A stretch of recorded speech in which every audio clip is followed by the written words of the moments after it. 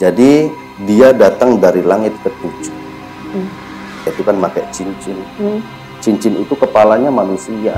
Itu matanya satu itu begini. Itu keluar begini, ya. Dan ini mukanya hancur. Gimana sih, kayak, maaf, kayak kalau kita tahu daging, ya, itu kayak dicacak-cacak, itu gimana? Hancur gitu. Le, tolong anterin saya ke tempat anakku yang namanya Mbah Kromo. Kamu pikir kamu sendirian?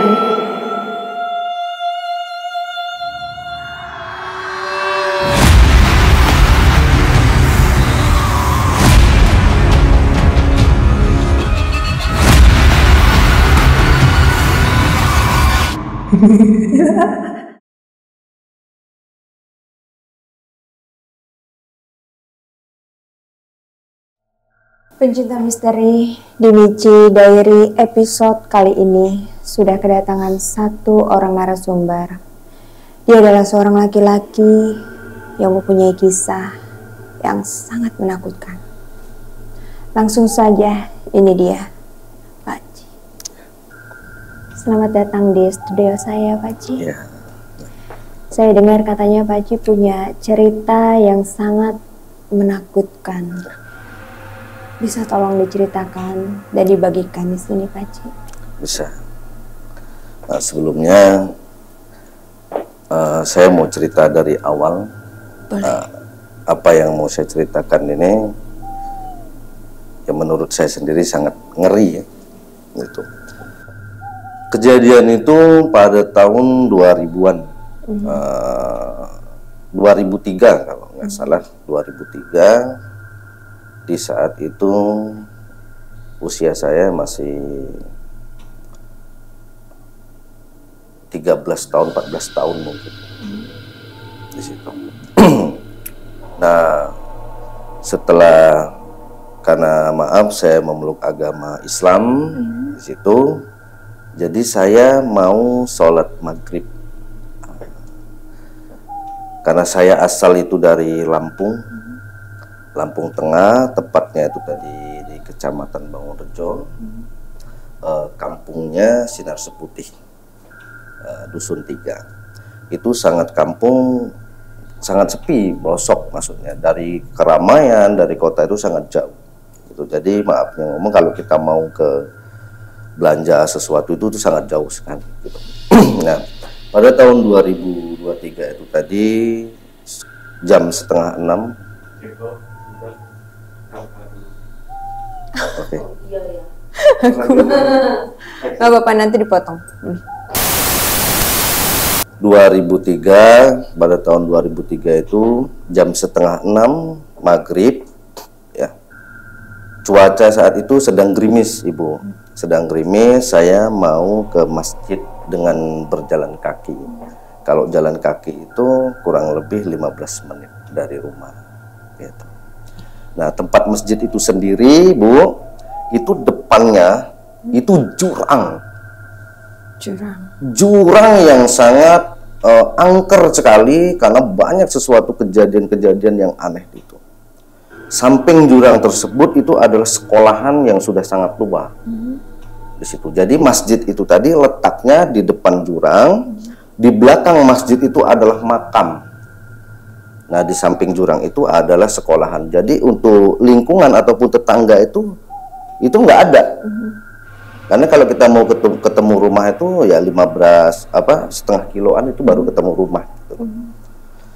Nah, di situ, Bu, pada waktu itu saya bertiga dengan rekan saya mau jalan ke masjid.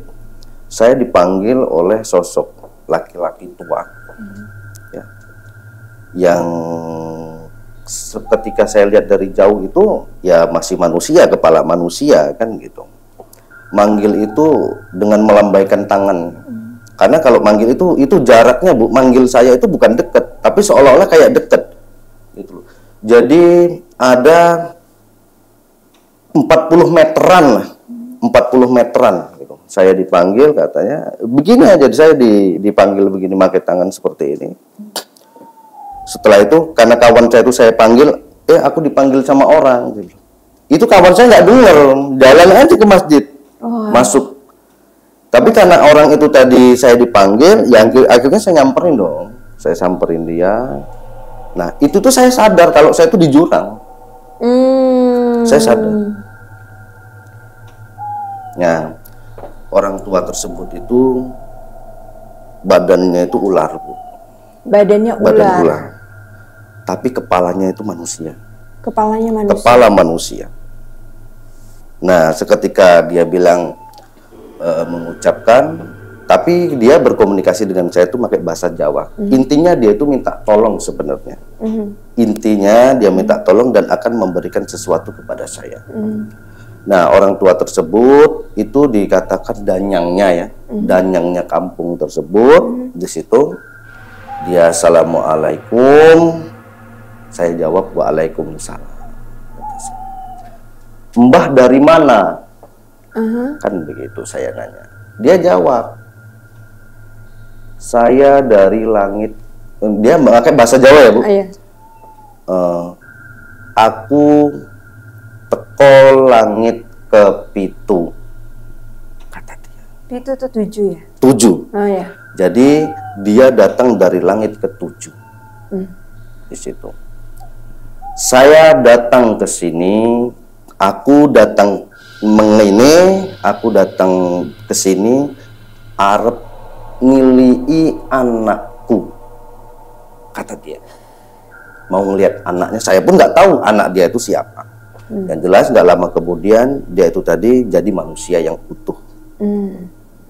Jadi manusia yang utuh, dia pakai kopiah, peci, ya, dan pakai tongkat bambu itu udah tua sekali bambunya.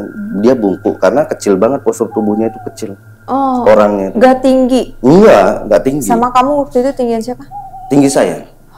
Dia kecil. Dia bungkuk di situ. Dan di situ, Bu, dia bilang dengan saya habis berantem dengan macan kumbang. Dan sekarang macan kumbang tersebut lepas dari kerangkengnya, kata dia. Maka kaki saya pincang. Saya minta bantu, tolong, kata dia. Bantu saya mengkerangkeng macan kumbang tersebut. Namanya saya masih kecil kan, saya nggak nyambung, saya nggak mudeng. Dia itu mengeluarkan benda, Bu, yang nggak tahu datangnya dari mana. Ketika tangan dia begini tuh ada aja benda itu. Ada aja benda itu tadi. Nah, saya bilang, kalau Mbah itu datang dari langit ke-7, saya bilang, itu emang Mbah itu siapa? Namun saya lupa dia menyebutkan gurunya, saya lupa. Saya adalah Mbah Dugel, dia bilangnya Mbah Dugel. Saya muridnya Syekh. Syekh siapa itu? Saya lupa. Dia sempat menyebutkan nama. Iya. Muridnya Syekh siapa saya lupa. Saya lupa sekali karena sudah kejadian agak lama ya, udah lama sekali. Nah, setelah itu, Bu, dari jam 6 sampai jam 8 malam saya tuh komunikasi dengan dia. Dan itu kan secara ini kan itu malamnya. Tapi saya itu seperti siang aja ngobrol, seperti siang. Wow, nggak berasa waktu. Nggak berasa. Tapi saya kalau gerimis itu masih gerimis. Itu ngobrolnya itu berdiri, Bu. Bukan duduk, bukan ini, enggak. Berdiri, dia berdiri, saya berdiri. Jadi ada 3 benda yang memang dia mau kasihkan kepada saya, tapi saya nggak tahu apa itu artinya, apa itu maksudnya di situ. Jadi dia ngambil tangan dia itu tadi memberikan sesuatu benda di tangan dia itu tadi ada sejumlah kertas ya, Bu. Lumayan tebal. Kayak lumayan tebal seperti itu.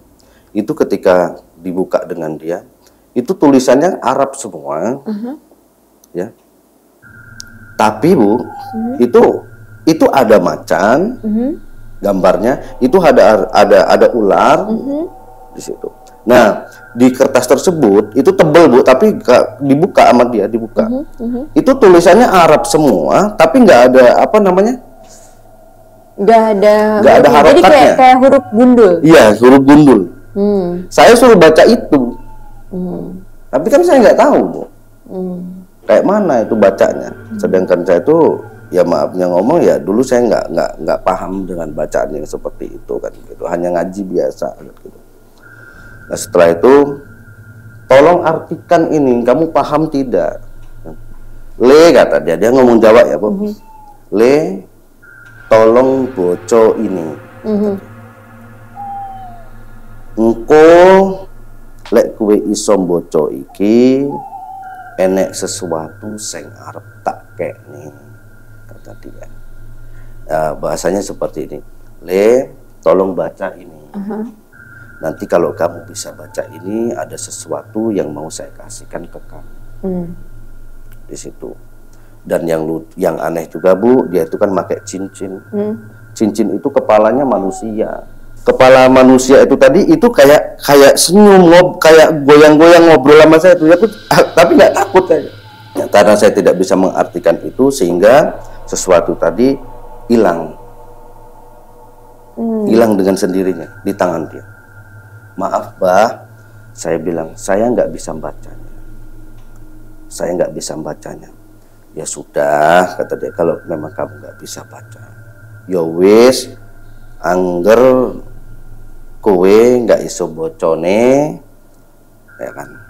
Terus hilang gitu. Ada 2 benda lagi di situ. Yang mau diberikan ke saya masih ada 2 benda lagi, Bu. Itu dalam bentuk kayak sejenis batu. Yang dia ambil itu dari sini. Jadi begini nih. Jadi sosok itu tadi diambil begini, dikasihkan ke keluar saya. dari keningnya. Iya. Nah, benda itu Bu, ini saya suruh megang. Tapi dia itu pesen, gitu loh. Pesennya itu tadi nanti benda ini akan saya kasih kamu di usia 20 tahun ke atas. 20 tahun ke atas. Dan sama cincin tersebut, yang kepala manusia tadi. karena saya itu ngelirik ke cincin itu terus, karena kayak saya ngobrol dengan cincin itu, dia itu kayak ngeliatin saya terus perhatiin saya cincin itu. Nah dia bilang, kamu kowe gelem iki katanya, Mau itu ini ya, gitu ya. kamu mau ini katanya, belum waktunya kata dia, belum waktunya. Itu Bu, saya lihat di belakang dia, itu rumahnya bagus banget. Bahkan rame anak-anak, rame kayak sejenis pesantren ya, pondok pesantren gitu. Dan itu kiainya itu dia gitu. Yang ngajarin ngaji, yang ngajarin apa itu dia. Gitu.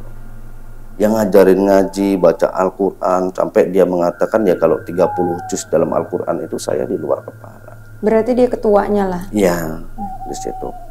Nah, Bu, karena dia itu pincang, Bu. Itu yang buat saya heran. Dia pingin aku gendong. Dia minta aku gendong. Setelah laki-laki, saya kan karena badan saya itu tadi kayaknya nggak kuat deh ngangkat kakek-kakek ini kan begitu.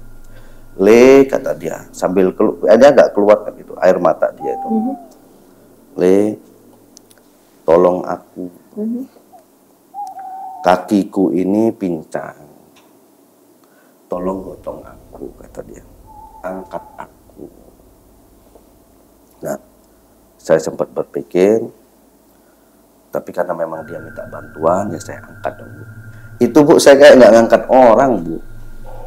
Saya angkat, saya gotong, saya gendong di belakang ini, saya gendong di situ. Itu dia itu gendong itu sebenarnya mau minta antarkan saya ke tempat anaknya, gitu loh. Udah berat ya? Berat atau enggak? Enteng kayak kapas, kayak saya kayak nggak gendong orang. Saya nggak gendong orang. Nah, Bu, kawan saya itu yang 2 itu tadi kan lewat, ya kan namanya anak-anak itu kalau biasanya kalau belum isya itu dia belum pulang dari masjid. Dari maghrib sampai isya main-main, nah nanti jam 7 itu habis isya itu pulang. Itu saya panggilin, itu nggak ada yang denger. Padahal lewat di depan itu, tapi nggak denger mereka. Suara saya nyampe habis. Kok budek banget ya kawan saya. Masa saya panggilin nggak denger, saya jadi ngoceh sendiri, kesel sendiri. Soalnya kan saya bawa orang ini gitu loh. Maksud saya pengen minta bantuan dia. Gitu. Tapi kawan saya sama sekali nggak denger itu, pulang aja. Nah setelah itu dia minta antarkan kepada saya Le, aku jaluk anterne neng omahe anakku sing jenengane Mbah Kromo, kata dia, bahasa Jawanya. Jadi, Le, tolong anterin saya ke tempat anakku yang namanya Mbah Kromo. Omahe nggak adoh, yo ngarep masjid. Tapi masjidnya aku lali, kata dia.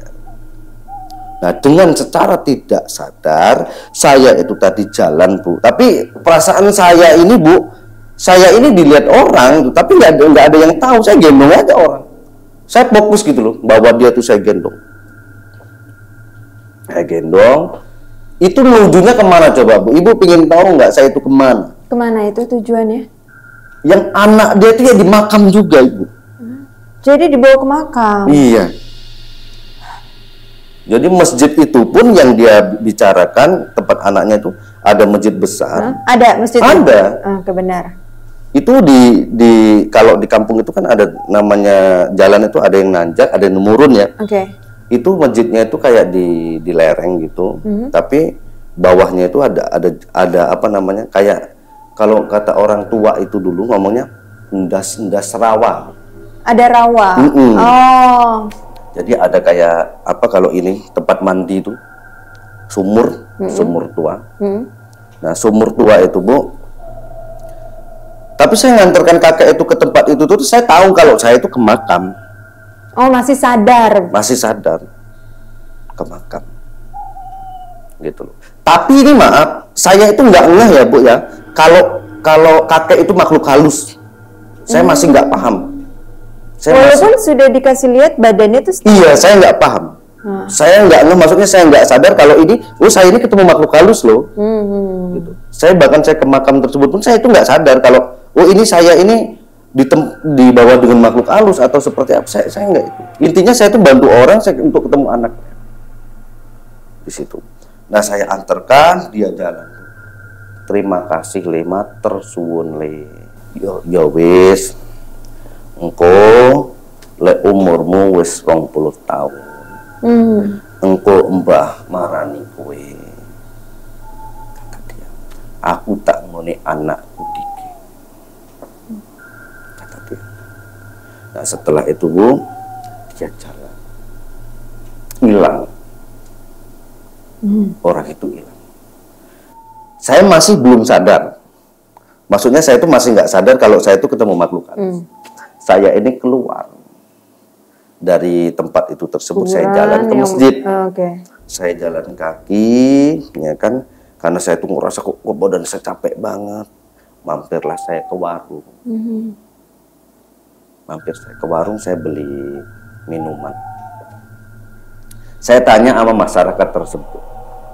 Dia nanya, katanya, Pak C, dari mana? Saya dari tempat Mbah Kromo. Ini saya masih nggak sadar. Saya masih nggak sadar kalau itu Mbah Kromo itu siapa. Saya masih nggak sadar. Mbah Kromo mana, kata dia. Itu di depan masjid itu rumah dia di dalam. Aku bilang begitu. Tapi ada makam di situ. Tapi dengan Mbah Kromo sendiri aku nggak tahu, nggak ketemu. Dengan Mbah Kromonya nggak ketemu. Mbah Kromo mana ya, katanya.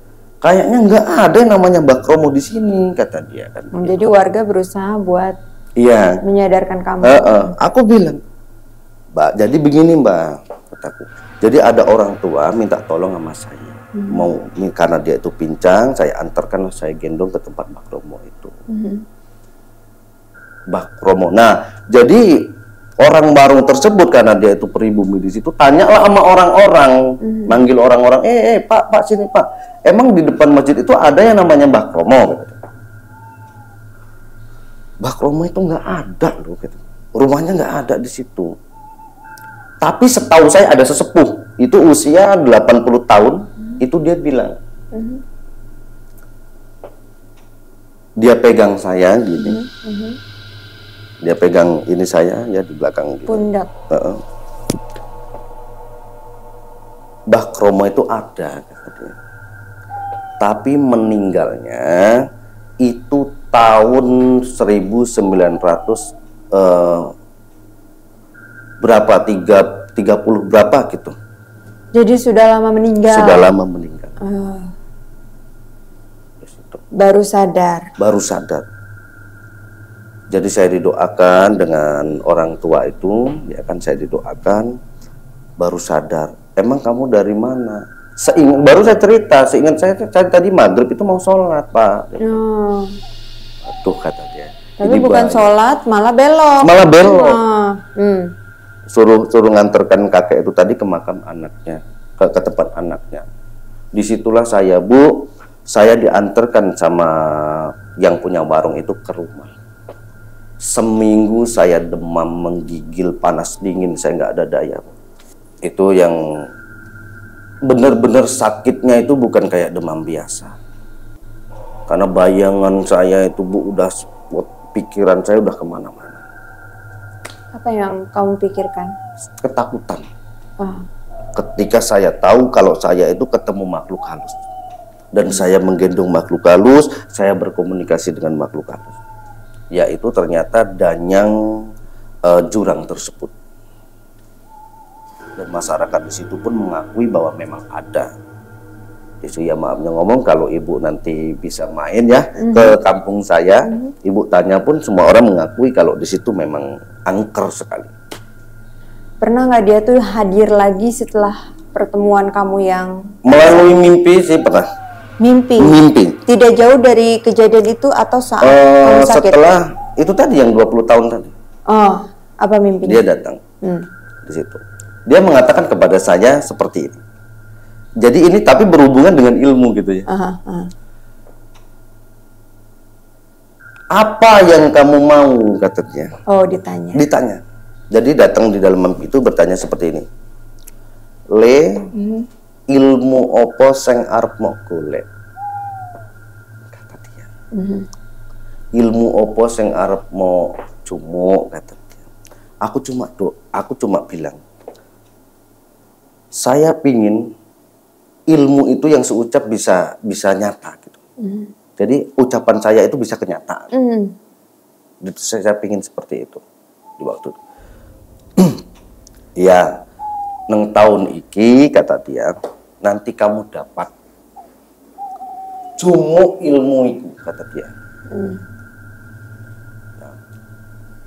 Saya masih nggak ngeh, maksudnya di mimpi itu saya bangun, saya sakit lagi. Jadi setiap saya ketemu seperti itu saya demam, saya sakit. Walaupun itu ketemunya di mimpi ya? Sakit. Bahkan saya sempat dimarah-marah. Saya dimarah-marah, saya dibentak-bentak gara-gara mungkin kenakalan saya. Saya tidak nurut dengan orang tua saya. Saya malas-malasan mengaji, saya malas-malasan sholat. Di situ ibadah saya itu semenjak saya ketemu dengan dia, ini menurut saya sendiri ya, saya mulai senang puasa, saya mulai senang sholat, saya nggak ketinggalan sholat dan sebagainya. Tapi emosi saya makin meningkat. Di situ. Tapi kalau sampai sekarang ini masih sering ketemu nggak? Nggak pernah nanya? Nggak pernah. Bahkan saya pun sekarang saya udah nggak berharap lagi mau ketemu hal-hal yang seperti itu. Hal seperti itu. Ya. Karena kalau mau diceritakan tuh sebenarnya banyak sekali. Ada apa aja tuh? Ya maksudnya banyak itu kejadian-kejadian yang aneh, bukan hanya tentang penunggu jurang ini. Makanya saya mempunyai ketakutan, bukan ketakutan sih, saya kayak nggak normal. Saya seperti kayak orang nggak normal pada umumnya. Kenapa? Gitu kan. Ya di usia sekolah, Bu, amanahnya si kakek itu pun mengatakan, ini tadi saya lupa menjelaskan, saya itu disuruh berwirid juga, itu sholawat nariyah, itu selama 40 hari 40 malam. Gunanya buat apa tuh? Gunanya buat apa? Ya bahasa dia mengatakan supaya kamu itu tadi dapat apa yang kamu mau, menemukan jati diri saya yang sebenar-benarnya. Sholawat nariyah. Jadi Pak Ci melakukan salawat itu atau? Saya lakukan. Jadi keluarga besar saya pun nyampe heran. Kok anak ini kok aneh ya? Nggak kayak anak-anak yang lain. Orang itu saya sholat hajat ya, karena disuruhnya saya sholat hajat. Jadi bukan tahajud, sholat hajat. Sholawatlah kamu, sholawatoh katanya, sholawat nariyah kan begitu 40 hari 40 malam selama 10.000 ya, selama apa 10.000 40 hari 40 malam. Di situ. Dilakuin lah. Dilakuin. Apa yang berasa dalam diri? Ya kalau saya lebih apa namanya merasa seperti kayak punya kelebihan sendiri. Ada sih. Apa? Jadi kebetulan saya ini kan sudah menikah. Saya menikah waktu istri saya kejadian 2010. Istri saya itu lagi hamil 8 bulan. Ya. Dan rumah mertua saya, karena saya tinggal tempat mertua saya sekian bulan waktu itu karena mau lahiran. Itu belakangnya kan gunung. Belakangnya itu gunung dan makam. Itu makhluk halus itu banyak sekali, Ibu. Maaf gitu saya sebutkan, yang ular, yang kuntilanak, yang genderuwo, yang tangan itu panjang, itu tangan itu jadi panjang. Panjang itu begini itu masuk ke kamar itu balik lagi. Ada. Itu tangan. Itu bukan 1-2 orang yang mengetahui, itu banyak. Terus di situ. Nah, karena saya merasa saya itu kayak punya kelebihan. Gitu. Nah, jadi kuntilanak itu tiba-tiba itu hadir di kamar istri saya. Oh. Istri saya nangis dong. Nangis, manggilin saya, teriak-teriak. Habis itu saya bilang, ada apa Bu? Ada apa? Ada perempuan, katanya. Cantik banget, katanya. Cantik mukanya. Itu di depan pintu ya, katanya. Siapa, kata saya. Nah setelah itu tadi, karena saya merasa punya kelebihan, saya berdoa. Kalau memang kamu mau ketemu saya, wujudkan, saya bilang, di hadapan saya. Jam 1 malam kalau di kampung itu adatnya apa? Kita suruh keliling. Ronda? Bukan, keliling apa? Lagi. Keliling rumah kalau istri kita hamil itu keliling rumah. Oh, ada seperti itu? Ada Bu. Minimal 3 kali putaran. Nah, ketemulah sosok itu. Aku bilang begini dengan sosok itu. Jangan ganggu saya. Jangan ganggu istri saya. Kalau kamu memang mau mengganggu orang, ganggulah orang lain, jangan saya. Saya bilang. Nah, tiba-tiba si perempuan itu kayak terbang Bu, tapi mundur gini, gitu. Menghilangnya dia ke belakang. Mundur. Iya. Jadi bukan terbang begini, bukan ngilang, enggak. Jadi mundur. Wow. Mundur. Itu makin jauh, makin hancur mukanya itu. Wow. Dari yang tadinya cantik ya, dia mundur ke belakang. Jadi sebelah. Jadi mukanya sebelah berdarah, hancur, gepeng itu, hancur. Di situ. Dia ya niat dia itu tadi ya mungkin si jabang bayi dari istri saya itu tadi yang memang mau dikirim. Tapi karena itu tadi saya merasa punya sesuatu, jadi saya hadirkan dia gitu. Saya ingin ngobrol. Akhirnya sampai dengan kelahiran ya nggak ada apa-apa. Aman. Itu yang muka yang paling serem menurut saya ngeliat yang separuh dan gepeng itu berdarah semua ya. Itu matanya satu itu begini, itu keluar begini ya, dan ini mukanya hancur. Gimana sih, kayak maaf, kayak kalau kita tahu daging itu kayak dicacak-cacak, itu gimana sih, hancur gitu. Sebelah masih utuh, sebelah jadi hancur. Saya pingin normal. Saya pengen seperti orang-orang yang lain. Iya, biasa. Karena saya sangat tersiksa, Ibu. Tersiksa di usia saya kecil gitu ya, dewasa, sampai dengan saya itu dewasa, lulus sekolah SMA. Saya tersiksa, Bu. Tersiksanya apa? Saya mulai dihantui dengan perasaan-perasaan yang aneh. Ngobrol banyak begini, saya bisa aneh gitu. Saya kayak dikendalikan. Emosi saya makin menjadi-jadi. Kalau marah itu saya nggak sadar. Bahkan ada kejadian dulu, saya sempat ribut dengan kakak saya. Gitu ya. Ribut dengan kakak saya, Itu kalau kata orang sih, kakak saya itu saya angkat, saya banting-banting. Tapi kamu nggak ngerasa itu? Nggak ngerasa. Oh. Gitu.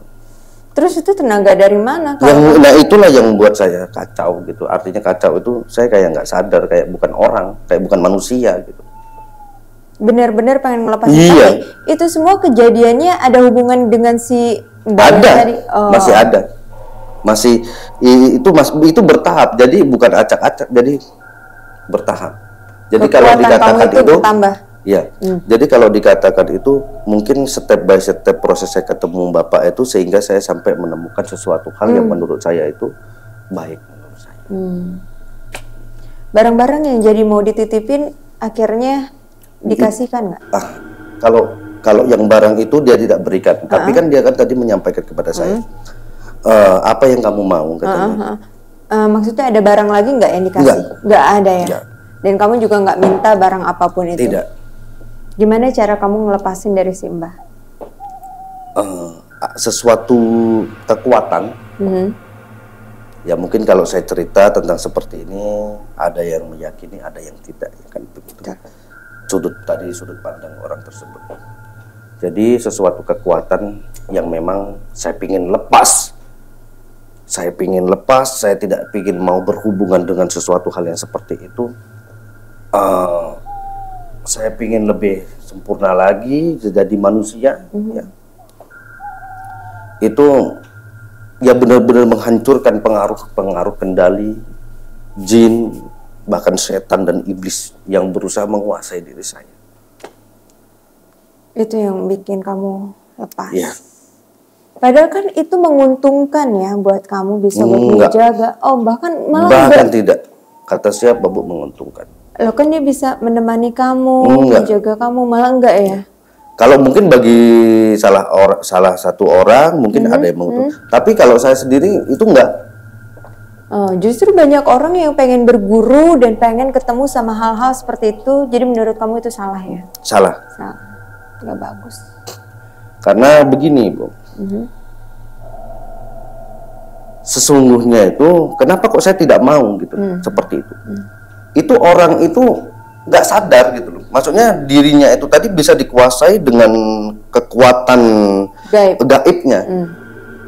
Contoh, gampang banget tersinggung Ibu.